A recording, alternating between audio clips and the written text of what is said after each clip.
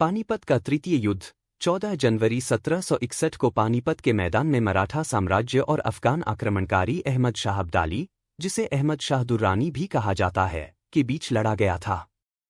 यह युद्ध भारतीय उपमहाद्वीप के इतिहास के सबसे रक्तरंजित युद्धों में से एक था और इसके परिणामस्वरूप उत्तर भारत की राजनीतिक और सामाजिक स्थिति में भारी परिवर्तन हुआ। इस युद्ध का ऐतिहासिक महत्व इसलिए भी है क्योंकि इसने न केवल मराठाओं की बढ़ती शक्ति को समाप्त किया, बल्कि इसने ब्रिटिश ईस्ट इंडिया कंपनी को भारत में अपने पैर जमाने का अवसर प्रदान किया।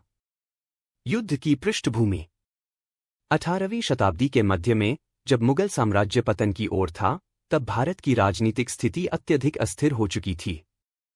एक ओर मुगल सत्ता कमजोर हो चुकी थी, जबकि दूसरी ओर मराठा साम्राज्य एक प्रमुख शक्ति के रूप में उभर रहा था। मराठाओं ने दक्षिण भारत से लेकर उत्तर भारत तक अपने साम्राज्य का विस्तार कर लिया था और वे दिल्ली पर भी अपनी पकड़ मजबूत कर चुके थे। इसके परिणामस्वरूप मराठाओं और अन्य क्षेत्रीय शक्तियों के बीच संघर्ष की स्थिति पैदा हो गई थी। अहमद शाह अब्दाली, जो पहले नादिर शाह की सेना में एक प्रमुख जनरल था, ने नादिर शाह की मृत्यु के बाद अफगानिस्तान में अपना साम्राज्य स्थापित किया। अब्दाली की महत्वाकांक्षाएं भारत के प्रति थीं और वह पहले भी कई बार भारत पर आक्रमण कर चुका था। उसका उद्देश्य भारत के समृद्ध क्षेत्रों पर नियंत्रण स्थापित करना और मराठाओं की शक्ति को खत्म करना था। इसके अलावा उत्तर भारत के कुछ प्रमुख शासक जैसे अवध के नवाब शुजाउद्दौला और रोहिल्ला पठान भी मराठाओं के खिलाफ थे और उन्होंने अब्दाली का समर्थन किया। युद्ध के कारण पानीपत के तीसरे युद्ध के प्रमुख कारण निम्नलिखित थे। एक, मराठाओं का विस्तारवादी दृष्टिकोण। मराठाओं ने 18वीं शताब्दी में उत्तरी भारत में अपने साम्राज्य का तेजी से विस्तार किया। वे मुगलों की सत्ता को कमजोर कर रहे थे और दिल्ली पर नियंत्रण करना चाहते थे। यह बात अहमद शाह अब्दाली और अन्य उत्तर भारतीय शासकों को स्वीकार्य नहीं थी। 2, अब्दाली की महत्वाकांक्षा। अहमद शाह अब्दाली भारत के समृद्ध क्षेत्रों को अपने नियंत्रण में लेना चाहता था। पंजाब और दिल्ली पर नियंत्रण पाने के बाद वह पूरे उत्तर भारत पर अपनी सत्ता स्थापित करना चाहता था। उसने कई बार भारत पर आक्रमण किया था और इस बार उसका उद्देश्य मराठाओं की शक्ति को समाप्त करना था। 3, राजनीतिक गठबंधन। उत्तर भारत के कई शासक, जैसे शुजाउद्दौला और रोहिल्ला पठान, मराठाओं की बढ़ती शक्ति से असंतुष्ट थे। उन्होंने अहमद शाह अब्दाली के साथ मिलकर एक गठबंधन बनाया ताकि वे मराठाओं के प्रभाव को खत्म कर सकें। 4, मुगल साम्राज्य का पतन। मुगल साम्राज्य इस समय अत्यंत कमजोर हो चुका था। शाह आलम द्वितीय के समय तक मुगलों की सत्ता केवल नाम मात्र की रह गई थी। मराठाओं ने मुगलों से कई क्षेत्रों पर कब्जा कर लिया था, जिससे उत्तर भारत में सत्ता के लिए संघर्ष की स्थिति उत्पन्न हो गई थी। सेना की तैयारी और युद्ध के प्रमुख पात्र। मराठाओं की सेना का नेतृत्व सदाशिवराव भाऊ कर रहे थे, जो मराठा पेशवा बाजीराव प्रथम के भतीजे थे। उनके साथ प्रमुख मराठा सरदारों में विश्वासराव, पेशवा बालाजी बाजीराव के पुत्र, भी शामिल थे। मराठा सेना अत्यधिक संख्या में थी, लेकिन उनके पास संसाधनों की कमी थी, खासकर भोजन और रसद की।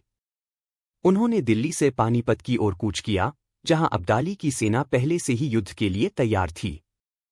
मराठाओं की सेना मुख्य रूप से पैदल सेना और घुड़सवारों से बनी थी, जबकि अब्दाली की सेना में घुड़सवारों के अलावा तोपखाने और अन्य आधुनिक हथियारों की अधिकता थी। अहमद शाह अब्दाली की सेना में अफगान, रोहिल्ला और अन्य पठान सैनिक शामिल थे। उसके पास तोपखाने और उन्नत हथियार थे, जो मराठाओं के मुकाबले अत्यधिक प्रभावी साबित हुए। अब्दाली ने एक सुव्यवस्थित रणनीति के तहत मराठाओं को घेरने की योजना बनाई और उन्हें रसद से वंचित कर दिया। उसकी सेना मराठाओं की तुलना में अधिक संगठित और अनुशासित थी। युद्ध की शुरुआत 14 जनवरी 1761 की सुबह पानीपत के मैदान में युद्ध शुरू हुआ। मराठाओं और अब्दाली की सेनाओं के बीच टकराव अत्यंत भीषण था। मराठाओं ने अपनी पूरी ताकत से लड़ाई की शुरुआत की, लेकिन जैसे जैसे दिन बढ़ा, उनकी स्थिति कमजोर होती गई। मराठाओं ने पहले चरण में अब्दाली की सेना पर दबाव बनाया और कुछ हिस्सों में सफलताएं भी प्राप्त कीं, लेकिन अब्दाली की सेना ने उन्हें घेर लिया और उनके लिए रसद और आपूर्ति की कमी होने लगी। मराठा सेना के सामने सबसे बड़ी समस्या यह थी कि उनके पास पर्याप्त रसद और भोजन नहीं था। वे कई महीनों से दिल्ली में रुके हुए थे और पानीपत पहुंचने तक उनकी सेना थकी हुई थी। दूसरी ओर अब्दाली की सेना पूरी तरह से तैयार थी और उनके पास पर्याप्त मात्रा में भोजन और गोला बारूद था। युद्ध का मुख्य संघर्ष। युद्ध का मुख्य मोड़ तब आया जब अब्दाली की सेना ने मराठाओं की रसद लाइनों को काट दिया। मराठा सेना भूख और थकान से कमजोर हो गई थी, जबकि अब्दाली की सेना ने अपने घुड़सवारों और तोपखाने का कुशलतापूर्वक उपयोग किया। सदाशिवराव भाऊ और विश्वासराव युद्ध के मैदान में वीरता से लड़े, लेकिन उनकी सेना धीरे धीरे टूटने लगी। मराठाओं ने अपनी पूरी ताकत झोंक दी, लेकिन अब्दाली की सेना की रणनीति और तकनीकी श्रेष्ठता ने उन्हें पराजित कर दिया। युद्ध के अंतिम चरण में मराठा सेना के प्रमुख नेता सदाशिवराव भाऊ और विश्वासराव युद्ध के मैदान में मारे गए। इसके बाद मराठाओं की सेना पूरी तरह से बिखर गई और अब्दाली की सेना ने उन्हें भारी नुकसान पहुंचाया। मराठाओं के हजारों सैनिक मारे गए और युद्ध का परिणाम अब्दाली के पक्ष में गया। युद्ध के परिणाम। पानीपत के तृतीय युद्ध के परिणामस्वरूप मराठा साम्राज्य को अत्यधिक नुकसान हुआ। उनकी सेना का अधिकांश हिस्सा नष्ट हो गया और उनके प्रमुख नेता मारे गए। इस युद्ध ने मराठाओं की उत्तर भारत पर पकड़ को समाप्त कर दिया और उनके विस्तारवादी सपनों पर विराम लगा दिया। मराठा साम्राज्य इस युद्ध के बाद काफी कमजोर हो गया और उन्हें फिर से संगठित होने में कई साल लगे। इस युद्ध का एक और महत्वपूर्ण परिणाम यह था कि इससे भारत में ब्रिटिश ईस्ट इंडिया कंपनी के लिए रास्ता साफ हो गया। मराठाओं की कमजोरी और अब्दाली के अफगान आक्रमण के बाद भारतीय उपमहाद्वीप में एक शक्ति शून्यता की स्थिति उत्पन्न हुई, जिसका लाभ उठाकर अंग्रेजों ने अपनी शक्ति बढ़ाई। 1761 के बाद अंग्रेजों ने धीरे धीरे भारत के विभिन्न हिस्सों पर कब्जा करना शुरू कर दिया और अंततः पूरे देश पर अपना अधिकार स्थापित कर लिया।